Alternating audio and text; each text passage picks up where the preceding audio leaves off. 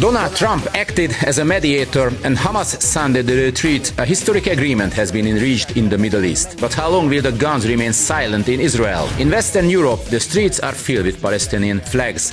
So the real question is, why has Israel become one of the main targets of the EU leadership?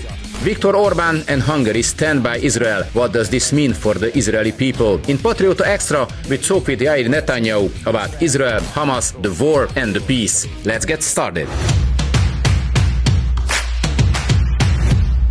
Yair Netanyahu, welcome to the studio. Pleasure to be here. Thank you for having me. And let me begin with a topic that most defines Israel today. Recently, with the mediation of Donald Trump, the war that began 2 years ago with Hamas' horrific acts of mass terror has come to an end. The hostages have finally been freed and ceasefire has come into effect between Israel and Hamas. But the real question is, will this ceasefire last? And can we accept a more lasting peace to follow? So the Middle East is completely different now than it was 2 years ago.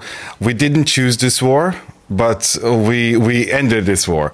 2 years ago, we were invaded in the most brutal way by Hamas, invading our country, burning our towns on the border with Gaza, murdering, beheading civilians, and taking back hostages in Gaza.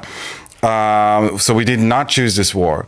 But since then, we dismantled the Iranian ring of fire that was built for 40 years around Israel. Iran, which is the main source of chaos and terrorism in the Middle East, was focused on the destruction of Israel through two routes. One is building a nuclear weapon, and the other one is building this ring of fire around Israel with its proxies to destroy Israel simultaneously from the north and from the south. So we had, from the south we had Hamas, and from the north we had Hezbollah in Lebanon. And the original plan was to do like October 7th, but simultaneously from the south from Hamas and from the north with Hezbollah. Thank God it did not happen. Only Hamas part happened. So in the last 2 years, we basically took out all the military force of Hamas in Gaza. They don't have, for 20 years, they were firing missiles on our cities and towns. They don't have the missiles anymore. We took out their missile capabilities. We took out their military force when it comes to their capabilities of invading Israel again, like October 7th. They cannot do it. We control the border between Gaza and Egypt, which is the border throughout, in which they smuggled in all the weapons and the rockets in the last 20 years, so they cannot rearm themselves. And then once we took care of that, we turned to Hezbollah in the north. It was the real existential threat because they were 1,000 times stronger than Hamas. They had hundreds of thousands of rockets aiming to every point in Israel. And they had a military force, so it's a terror organization, but it had a force of a country, of a military of a country. And they were ready to invade Israel from the north in an even more brutal way than Hamas did in the south. So a little bit more than a year ago, it was the famous pager beeper attack, and then the assassination of Nasrallah. We took Nasrallah, all the leadership of Hezbollah, and then this whole organization crumbled. Because unlike in Gaza, everybody supports Hamas. Everybody is Sunni, everybody is Arab, everybody is Palestinian. What's the reason behind this? What do you think? Well, they've been taken over by Hamas 20 years ago, right after Israel left Gaza, and they control the education, they propaganda, they brainwash the population from when they were children, and they trained everyone for war, basically. How do you see it? It's a terrorist organization controlling 2 million people, and they educate their children from kindergarten. Their cartoon shows teach them how to kill Jewish and Christian people, how Jews and the Christians are evil, and it's a religious good thing to do to kill Jews and Christians. It's it's like a very radical population. But in Lebanon, it's different because Hezbollah is Shia. and Iran, it's been basically a proxy of Iran. But Lebanon is demographically diverse because there is Sunni and there is Christians and there is Druze. So this Shia militia was oppressing the Christians and the Druze and the Sunni for so many years. So as soon as Israel really gave them a major blow for their power, the other factions in Lebanon starting to, rise up. Rise up, yes. So against the current leadership. It's not leadership because it's a terror organization that took hostage a whole nation.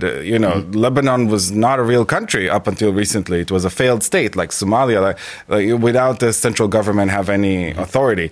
But once we took out Hezbollah, also Assad regime fell because the Assad regime in Syria was completely dependent on Hezbollah to suppress the opposition in the civil war, the Sunni opposition in the civil war. Assad was part of the Iranian axis as well. So as soon as Hezbollah crumbled, his army collapsed in a week. And it's very critical for Israel because if you look at the map, so you have Iran, which is Shia, Iraq, which also controlled by the Shia, and then Syria under Assad, and then Lebanon. So this is how there was a land bridge from Iran all the way to Lebanon to send all their military equipment. Now it's severed because of the Assad regime fell. And then the last thing that was left is the Iranian nuclear program, because once Hezbollah was out and Nasrallah was out, they decided to hit the pedal to the metal and reach a nuclear weapon very soon, like in a few months. So when Israel decided to take out their nuclear facilities, and together with the help with President Trump, with Midnight Hammer, they took out their underground facilities in Fordo. So since then, the Middle East is a different place because the Middle East was living under the shadow of Iran for 30 years, under the shadow of Iran being on the verge of becoming a nuclear power. All the Muslim and Arab countries were afraid of Iran. And this is why, and since the collapse of the Iranian power and Iranian threat, so you see opportunity. We see now the Trump having the deal in Gaza and returning the hostages, and Trump himself said it couldn't have happened without taking out Iran, because all the Arab and Muslim countries are united around this common cause, which they were afraid to do as long as Iran was a major threatening force. What do you think? What lessons has Israel learned from this war? Because there were so many criticism, and they are still bombing in Gaza. So it's a very, very fragile situation now, all with the civilians, the hostages, and so on. So what do you think? What's the most important thing to do to Israel? I mean, regarding Gaza, regarding this place that has never been in peace. Yeah, so first of all, Hamas is the one that breached the ceasefire. They killed 3 soldiers since the ceasefire was announced. They didn't return all the dead hostages as it was supposed. And Trump itself says that Hamas are the ones that violate the ceasefire, and he completely backs Israel's response. Hamas is a terror organization. Their word don't mean much. And Trump himself said the part of the peace plan is that Hamas, of the 20 points of Trump, is that Hamas will return all the hostages, including the dead one, which they didn't brought all the dead one yet. They returned the live ones, but not all the dead ones. And but it's a huge thing for us. But they still need to return all the dead hostages and dismantle. And Trump says either they dismantle peacefully or they dismantle in the hard way. It's the easy way, the hard way. They get the choose, and this is part of the Trump peace plan. But it's not about a peace between Israel and Hamas. Hamas is a tiny, small, isolated terrorist organization. It's a much broader, complex regional change that Trump is moving to expand the Abraham Accords, with real important countries in the Muslim world, and to bring stability in the Middle East. It can only be achieved once Iran has been taken out of the equation, Iran and Hamas and Hezbollah, because before that it couldn't be. We learned that we have to rely on ourselves, unfortunately, because Israel is the only Jewish country in the world. The Palestinians have an automatic bloc of 57 Muslim countries that always back them. And this is why you see all this propaganda around this war. Nobody care about the genocide against Christians that's going on in Nigeria right now, a real genocide, right? Nobody cares about the hundreds of thousands getting killed in Sudan and in Yemen because they say no Jews, no news, you know? We were invaded on October 7 by this terrorist organization, murdering 1,200 people, live streaming it, how they beheading people, how they're raping women, how they are killing babies and children. Can you imagine if, let's say, God forbid, I don't know, a terror organization in one of the countries surrounding Hungary would have done that, would invade and kill all these Hungarians and then fire rockets at Budapest and all of the big cities in Hungary and then take back hundreds of Hungarian hostages? What would have been the reaction of Hungary? You know, Gaza is one of the most dense populated area in the world. So, you know, this is an urban warfare. Just like it was in Iraq and Afghanistan under NATO, you know, millions of innocent civilians were killed by NATO in Iraq and Afghanistan because, you know, this is an urban warfare. Unfortunately, terrorist organizations are fighting amongst the civilian population. What will happen to the people living in Gaza? You mentioned 2 million. We are talking about 2 million people. What will happen to them? Because it's the main question for Israel and the Israeli army. Because I suppose that Israeli soldiers don't want to fight against civilians, but it's the main problem that you cannot see the difference between a terrorist and an innocent civilian. What will happen to them in Gaza? You know, Gaza used to belong to Israel. When Israel controlled Gaza, it was peaceful. We had Jewish communities and cities and towns in Gaza. In 2005, we unilaterally pulled out of Gaza. We kicked out all the Jews and Israelis that were living in the Gaza Strip for generations out of their homes, out of their properties. We even dug up the graves from the graveyards, the Jewish graves, and took out the bodies. We destroyed the synagogues, everything. We gave the Palestinians, they said they want a state. Good, we gave them a state. Gaza was an independent Palestinian state from 2005 when we pulled out. And what did they do with it? Immediately devoted Hamas in. We handed the Gaza to the Palestinian Authority. They voted for Hamas, which is a terror organization according to the EU, according to America. Responsible for countless of terrorist attacks, murdering Jews and Christians, European Americans, and they took all the billions of dollars they get from Europe, they get from America, they get from the Arab world, and instead of building a beautiful gem on the Mediterranean, they took all these billions of dollars and built terror infrastructure and built rockets. Army that terrorized Israeli cities for the last 20 years. We were suffering, even before October 7, we were suffering for 20 years from rockets on our population or in our cities. I don't think any other countries would have agreed to that. We didn't choose this war. They chose it. They invaded our country. But once they did it, we have to take out Hamas. And of course, Hamas is an evil terrorist organization that firing rockets from hospitals, from schools, from mosques. You know, they're having their terrorist infrastructure in the headquarters of Hamas was beneath the main hospital of Gaza, Shifa. It's a terror organization. They don't care about the Geneva Convention and about the laws of war. Israel did its best, more than any country in history. We have the military capabilities to finish off Gaza in 5 hours if we want to. Part of the reason it took so long is because every time we wanted to go to a certain area in Gaza, we would let the population know they need to leave so they could be safe. So we thought this area is not safe anymore. When they asked? You need to leave to somewhere else in Gaza Strip, and this area is not safe. We tell them in advance. The problem with that.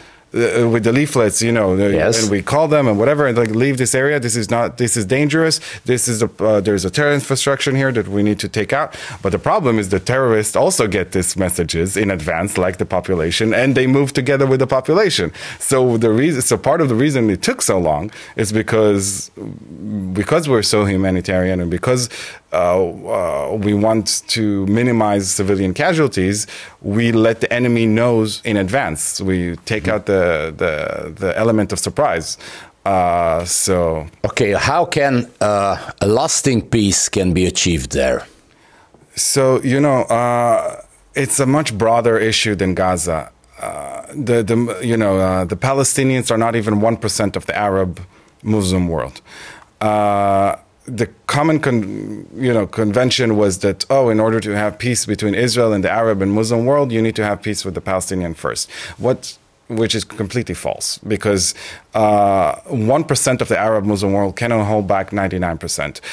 The Palestinians don't agree to any peace that doesn't include the eradication of Israel and the Jewish state in any borders. Their core identity is not having their own state, but is the destruction of the Jewish state.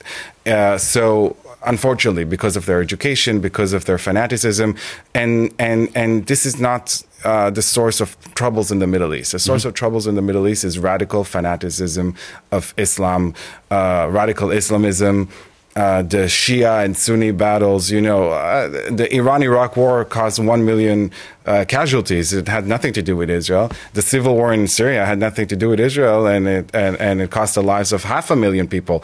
The civil war in Yemen had nothing to do with Israel and cost the lives of 500,000 people. The problem is radicalism against stability and moderation, and Israel is the only real Western country, stable country, democracy country in the Middle East. It's an ally of America and Europe. And more Arab and Muslim countries understand that their own interest is to have good relations with Israel, because Israel can provide them so much when it comes to their stability, to their security, to their technology, and to their economy, while the Palestinians offer them nothing besides troubles and bloodshed and terrorism. And what do you think about this enormous political pressure on Israel from the western part of Europe? Because EU member states have imposed restrictions against Israel. There are riots, and there are pro-Palestinian riots in the streets of Western European countries. Greta Thunberg is always sailing to the port of Gaza. What do you think? What's the main reason behind this enormous political pressure against Israel? So I think this is another very interesting place where Israel and Hungary are aligned, because both our countries are the most hated countries by Brussels and the European Union, are the ones that they want to... Yes. It's a head-to-head competition. Yeah, exactly. They want to interfere the most. In the case of Israel, it's very obvious. You have a huge Muslim voting bloc in those Western European countries, and the leaders... mostly left-wing leaders in these Western European countries want to appease this Islamic voting bloc that is burning down the streets of London, of Paris, of Amsterdam. They want to appease them, try to make them, stop rioting and stop burning down the streets. It's not helping, by the way. All those countries that, for example, recognize the Palestinian state, like France and England, they hope that it will bring calm to the streets. Now, you see the Muslim immigrants there are still, rioting, still, doing chaos in the streets of London and Paris, because it was never about Israel. It's about Western civilization. It's not that they only want the destruction of Israel and then they'll be satisfied. They want the destruction of the Western world. They say in the Islamist chants in Western Europe, they say they chant first come Saturday, then come Sunday. First we deal with the Jews, then we come for the Christians. This is about they're burning the Israeli flags in London riots. They're also burning the British flag next to it. You never see a pro-Palestinian protest in Paris with the French flag, or a pro-Palestinian protest in Germany with the German flag. They hate those countries. They hate their host countries, and they want to change them, and they want to make them a Sharia country. And the leaders of these Western countries think that if they will sacrifice Israel, they will leave them alone. But this is not about Israel. They want to tear down. Yeah, but the main reason behind this is it's migration. Of course, it's illegal. The only reason that you have this terrorism in the terror attacks in Western Europe, this chaos, this social unrest, is because you bring population that comes from a different civilization, that don't come from a democratic, liberal background like the Western world, that didn't have the Enlightenment revolution like Europe and America had in the 18th and 19th century. They didn't have the.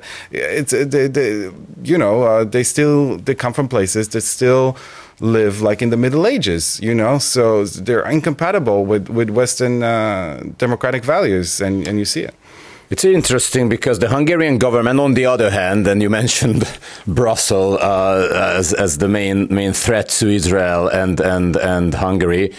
So the Hungarian government is openly supports Israel and its struggle, both in Europe and also globally. But thanks to Donald Trump, Israel has a very strong ally, and we could see it in the peace summit with Viktor Orbán and Donald Trump also. What do you think this support means to Israel globally and also in Europe? First of all, everybody in Israel and myself and my father are so grateful for Hungary and for Prime Minister Orbán for their support, and I think Prime Minister Orbán understands, and the government of Hungary understand that it's in the interest of Hungary to be close ally with Israel, for the reason that first, Israel is now emerging out of this war as a regional superpower of the Middle East. We overcame all of our enemies. We're now the most important, powerful country in the Middle East. Mm-hmm. Our economy is very powerful. Our GDP per capita is higher than Germany, higher than the UK, higher than Japan. We're the second most important hub of high tech in the world after Silicon Valley in California. We have very strong economy, very strong technology, also when it comes to defense technology, military technology. And we are a very important ally against the aggression of Brussels, because we are, like Hungary, a patriotic country, a country that respects its borders and its national sovereignty, and have this shared Judeo-Christian civilizations and values that our both countries share. And we understand that we're both facing the same enemy, this red-green alliance, this alliance between the Marxist radical lefties that represent Brussels and the Islamists that also Brussels represents, sort of. This this alliance that destroyed Western Europe. I don't know if there's any hope for Western Europe. Why do you think that? Yeah, I mean, political or cultural points of view. Some areas of London, of Brussels, of Amsterdam, of Malmo, of Paris, it looks worse than Gaza. It looks like a Middle Eastern hellhole. You got places that the police doesn't dare to come in. If a woman doesn't wear a hijab, she's gonna get raped or murdered or something like that. The law of the land is Sharia, basically, in a lot of these neighborhoods.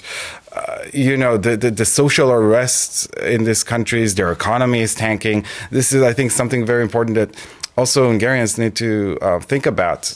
That illegal immigration is not only about the identity and and the sovereignty of the country. It's also about economy, because the illegal immigrants in Western Europe destroy these very powerful economies, very strong, powerful economies. They're ruins. They're doing really bad.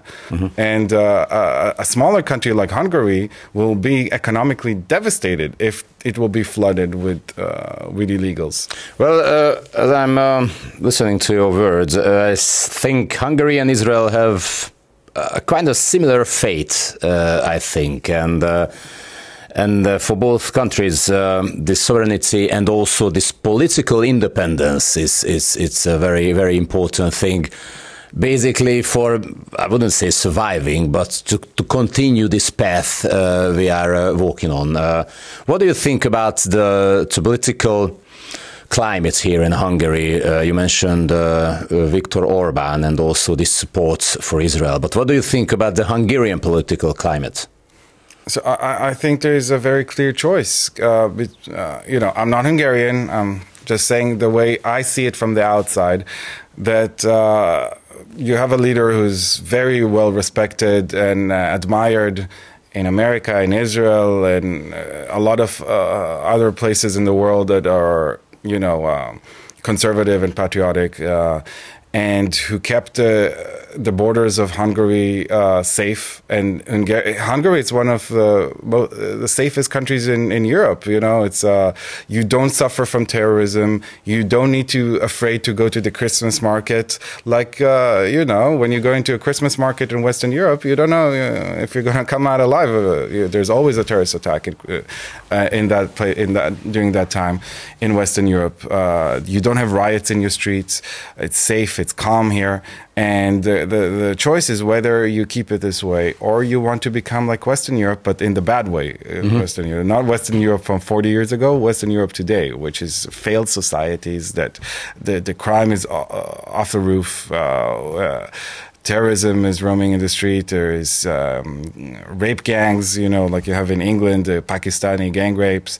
It's a very and if you say it's not survival, but I think for small countries like Hungary and Israel, it is about survival, because we don't have this huge demographic and territorial reservoir that we can absorb a little bit of illegal. Like America is a huge country, 360 million people.